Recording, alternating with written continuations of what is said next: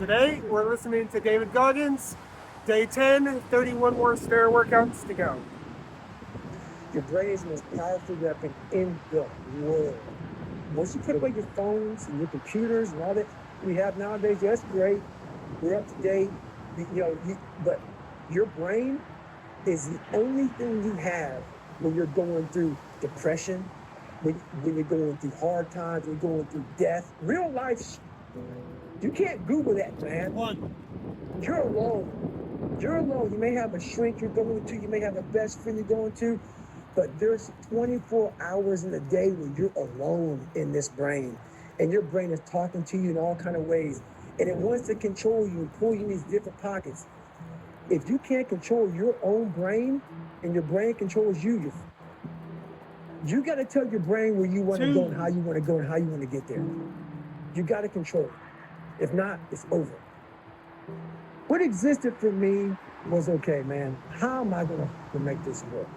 And all I knew back then was hard work. The only way anything gets accomplished. That's all I heard back in those days. You gotta work hard. You gotta work hard. I'm not getting I can't get this paragraph. I can't remember what in this paragraph to pass this test to get in the military.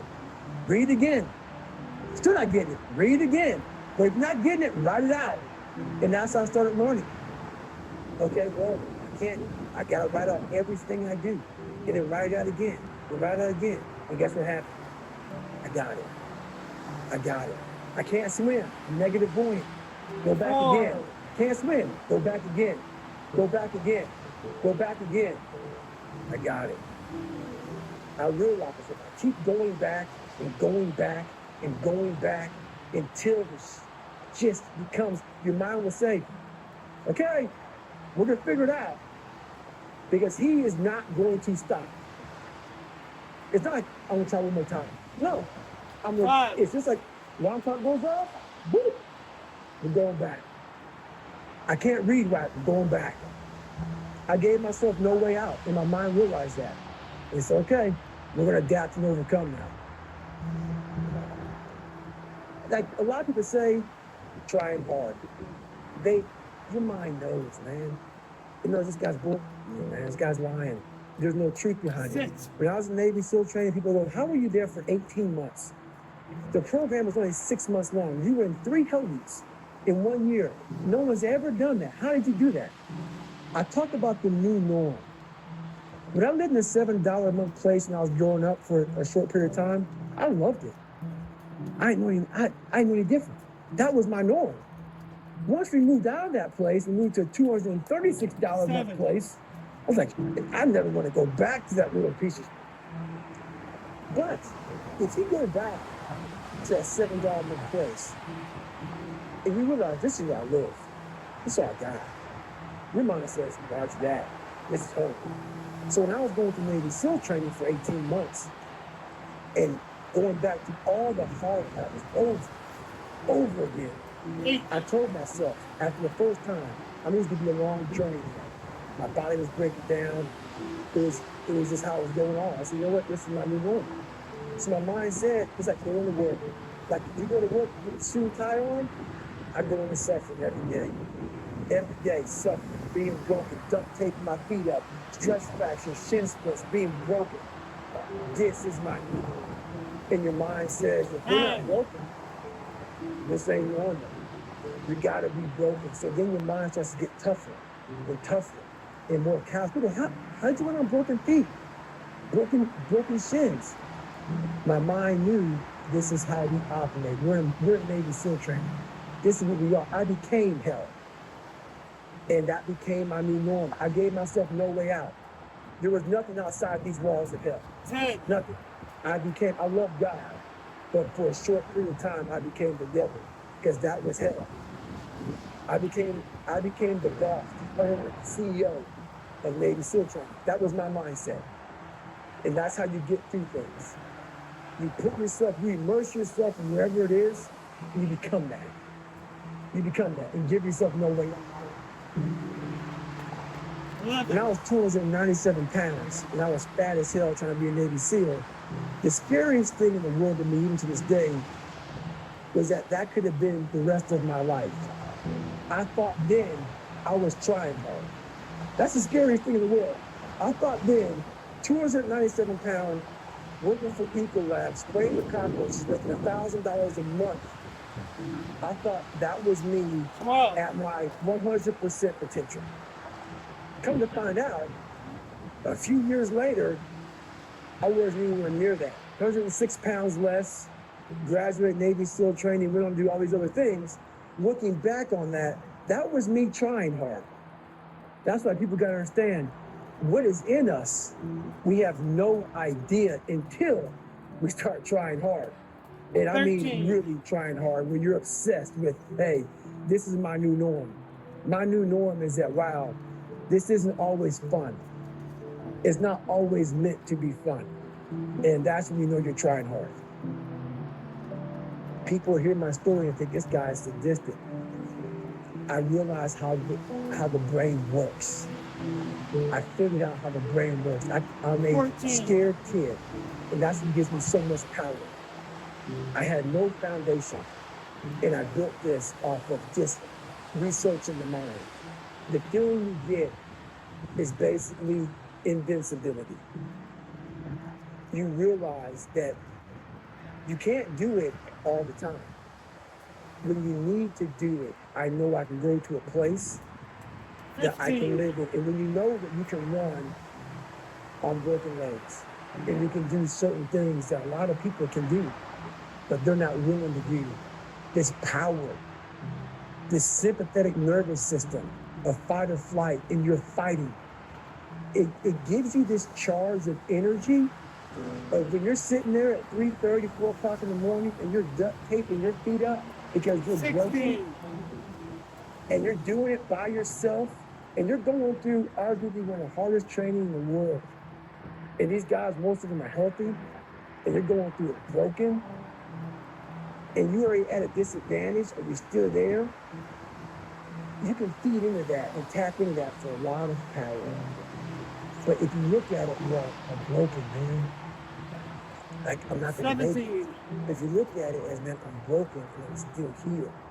And I'm fighting. I'm gonna find a way to get through this. Because I have no other place to go. It gives you a lot of power. When things start to suck really, really bad, my brain and a lot of people's brain, they don't go to your dad beating you up. Your brain says, we have to get out of here. This is miserable. 18. So anger goes away a lot of times when you're suffering, because your brain that says, we got to run, we got to go. So that anger is not keeping up saying, oh, I want to show them, I want to show those people. No, there has to be a much deeper. When I say deeper, it has to be down to mineral soil. It has to be down to that nice mineral soil. 18. Nothing can burn. You can't burn dirt. So it has to be down that low, that literally is something in you that's at the core of your soul. But you don't find it unless you spend a lot of time with what you want to be in life. I can't give that to you. You can't give it to somebody. When you find your true 20. passion in life, and my passion for me, when like, oh, I want to be Navy SEALs. I mean, I don't give a shit. I want to serve my country. I want to be someone that I'm proud of. I want to look at myself in the mirror. I was so disappointed. That accountability where I talk about, I was so disappointed in what I saw every day. I wanted everybody to love David Goggins. 21. And a lot of people did. I didn't love myself. But I knew a lot of us want to find peace first. So we say, man, you always talk about this suffering and pain. I'm at peace right now because I went through that. You don't find peace first. If you do, Merry Christmas. More power to you. More power to you. I found peace on the opposite 22. end of finding myself. And no one really finds himself without going through trials, tribulations, suffering, accountability. And accountability is suffering. Being accountable every day for doing it right for yourself, for the people next to you, it's miserable. It's hard. So, even the smallest details. 33.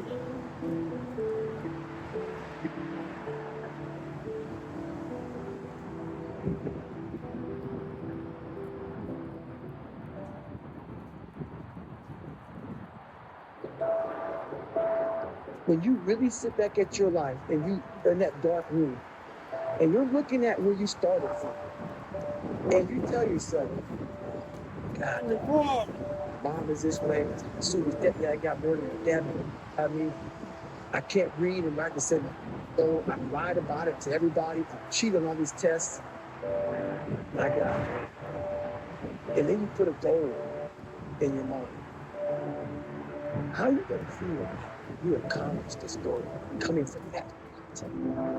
Coming from the hell you came from. A lot of people start from a good starting point. They have a good foundation. What if you can surpass all these numbers? What if everybody who was way up here started up here, and you started with no legs. You had to grow legs so you can start walking, and then crawling, and then running, and then you start passing people and all this given to them. I had to use all this knowledge that was making me weak and cold as a person. I had to use this, the power that now, if you were to flip it on his head and say, hold up, this might be exactly what I need. The darkness is exactly what I need. It's how you look at your situation. And I was looking at it wrong. You have to first accept it before you can fix it.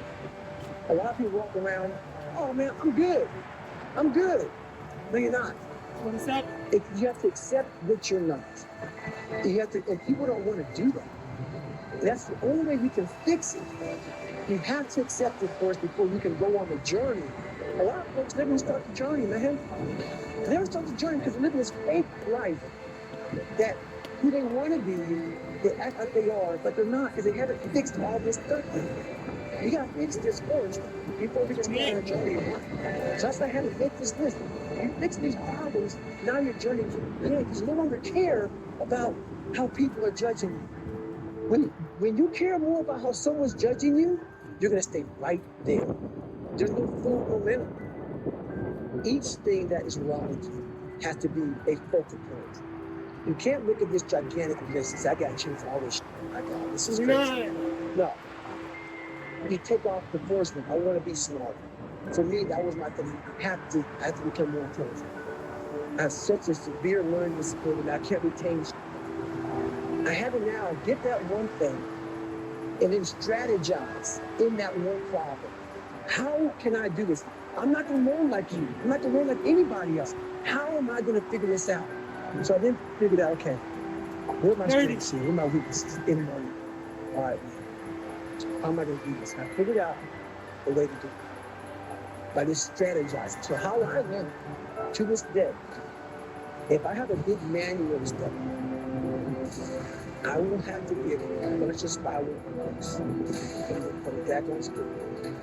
And each page, I have to write each page out. Maybe 10 pages.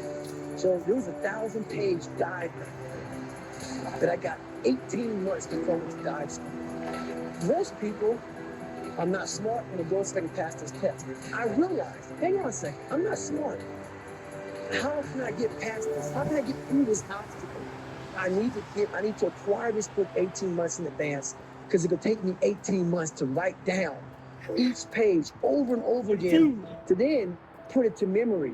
So when the question came up, I had written that question so many times down on paper that I can recall, okay, page 71 was where I remember seeing this. And I can recall it that way. And that's how I did it. So you got to strategize on each problem you have in life. Slowly break down that problem. Don't think about all the problems you have. Just one at a time. And before you know it, you fix all these problems, but you cannot focus on all of them. Just one thing at a time. There's a concept in your book that permeates the whole book, and I think really is one of the most important things for people to understand their own life, certainly to understand you, and this notion of capacity and mediocrity. Talk to me about that. How did you instill it in your life? How can other people instill it in theirs? It's one of the biggest things in the world. A lot of us, mediocrity is everywhere. And we're all trying to find an easy way out. And we're judging ourselves. Let's say there's 10 people in this room. and we're all mediocre. But I'm the best of the mediocre people. I now think I'm great. I'm great. We surround ourselves around people that make us feel great. They tell us what we want to hear. The second we put ourselves amongst the uncommon people, 25. we don't like that feeling. That challenging feeling of that person waking up 3:30 in the morning and say, hey, push your shit on, we're going for a run. We don't like that challenge. We like that person who says, hey, you know, man, I don't feel good today, man. And they say, oh, it's okay, brother. Take a day off. Never get a pizza and lost the game. We like that. We do that. Because you understand, man, we're good, bro. We don't want that. It's like this, hey, man, now, bro. If you just, 36. that be the point. We don't want that. We don't want that person who's constantly challenging our weaknesses. We want that person constantly, you know, make us feel nice and good and secure in ourselves. That's what we've got to be like. We've got to be the best. Yeah, this people. People wonder, how do you stay hungry all the time? Because after I accomplish something, I don't sit back like a lot of guys who graduate bud, graduate this, graduate that. 37. Get comfortable. And wonder, wow, it's me, man. I'm not losing the edge.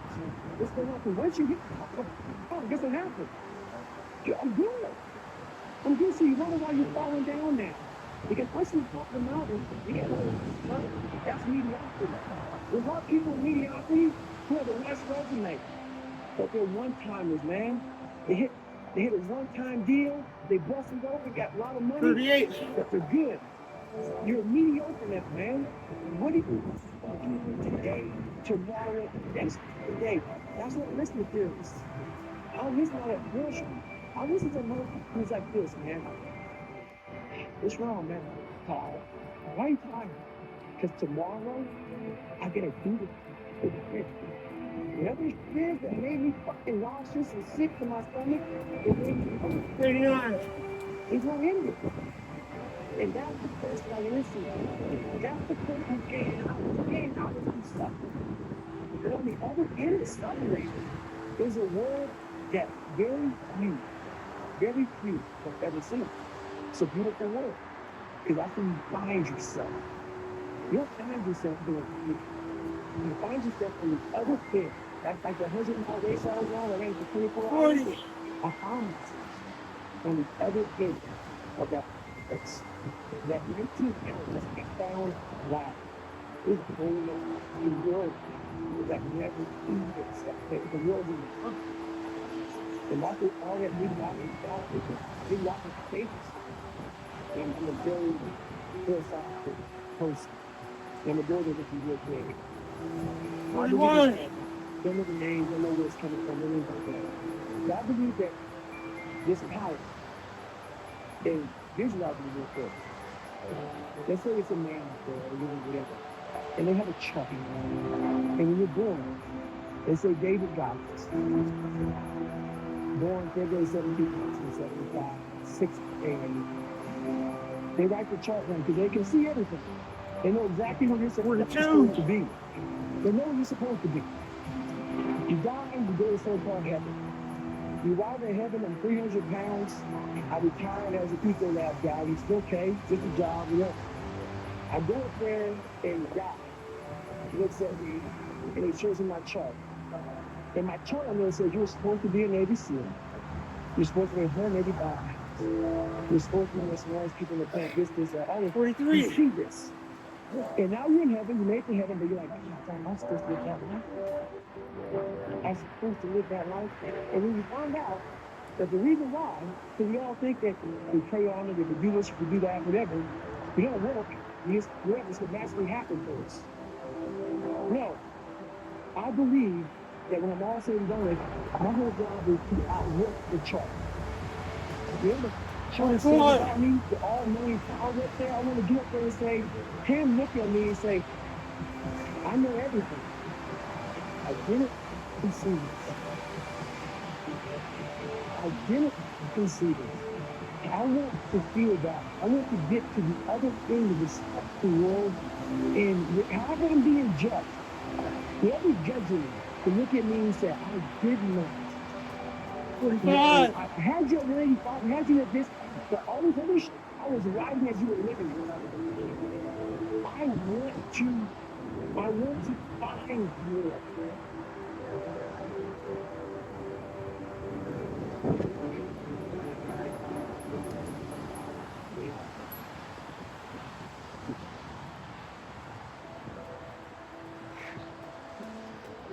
$36. We all have to be. We all have to. I'm not saying you're crazy. We have the easy voice. That's that voice that we all love. That's that very comfortable voice that's that mommy. Always saying it's gonna be okay. Doesn't care how big you are. 47. Just loves you. Just loves you no how messed up you are in life. So that's that one voice. This other voice that we walk very far away from is a voice saying, hey man, you ain't doing shit. So we try to get this voice out of our head completely. And we live over here in this one. So what you have to do first is turn up this voice. 48. over here. The voice Oh. saying things to you that aren't yours. But if you're not here, say, you know what, man? You're not doing it. I'm not saying to put yourself down. I'm saying listen to the truth. And the truth isn't in the 20%. The truth is in this other part of the brain saying, look, man, you're wasting a bunch of percentage here. We have 80 more percent that we're not tapping into because in this other 80% is suffering, pain, failure, sucked out, darkness. And then a Oh, whole bunch of life. stopwatch gave up on me. But to get So- to this life, we gotta go through all of this. I just did 48. So a lot of us know that. I think I went for like a minute too long. But over here, According man, to the this is timer much on my better. phone. I gotta go through this journey Oh. that is not fun. This from 20 Hopefully to enjoy listening to David 100%, Goggins. this shit in That's between probably going to be the is not protocol fun. from now on. So we decided to live over here. I had to give up walking the dog in the morning, You know exactly how to do so this is walking the dog it. You know now. exactly. It's not a Oh. magic trick. You're not gonna talk And about when you walk the dog, you listen to David Goggins. Everybody knows it's that. all back Oh. down to a very primitive So yeah, mindset. that kind of sucked, but We just, I don't think it sucked enough. it's like breathing. Uh, Breathing becomes more. Like, It's harder on the lungs that we're doing. than the backwards That's one how was. That you was have harder to on the live your legs. life. Speaking of the lungs, I'm raising money for the American Lung Association. With some good research, I wouldn't get winded at all. And that No, I'm just joking. It's not about me. 4 o'clock in the morning, It's about all the people your suffering mind from says lung what? disease. You just say, I'm this sure is you've what got a we bunch do. in your family. It's what we Think do. asthma, I think Because heart this disease, is where we go. brain disease. The amount of pain involved, All sorts of I'm not shit. saying physical. So, I'm not saying you gotta Get break 25 yourself bucks, just take the day off of eating or something. I mean, don't take the day off of eating, but don't eat out once. 25 bucks, that's gonna go a long way. Might even save your life one day. So that's all for now.